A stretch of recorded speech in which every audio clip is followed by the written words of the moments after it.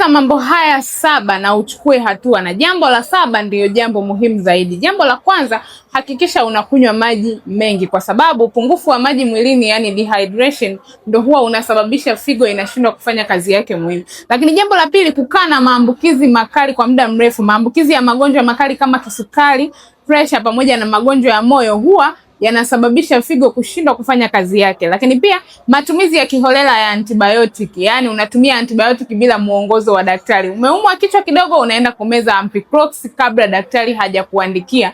Hiyo pia inaweza kusababisha figo kushindwa kufanya kazi yake. Kuziba kwa njia ya mkojo pia huwa inasababisha ule uchafu kurudi kwenye figo. Kwa uchafu ukizidiwa, figo inashindwa kufanya kazi yake. Lakini pia wale wenye changamoto ya damu kupungua mwilini, hawa pia wanatakiwa kuzingatia vyakula ambavyo vitaweza kuwasaidia kuongeza damu, kwa sababu hii hali pia inaweza kukusababishia figo kufeli. Lakini pia kupata majeraha makubwa, yani hasa yale majeraha ambayo yanapatikana kwenye ajali, yale majeraha huwa yanasababisha kupoteza damu nyingi, kwa hivyo pia inaweza kusababishia kupata changamoto ya figo kufeli. Na jambo la mwisho, wale ambao huwa wanapitia changamoto ya kupata mshtuko wa mara kwa mara, yani unapata mshtuko mkubwa, hii pia huwa inapelekea figo kushindwa kufanya kazi yake.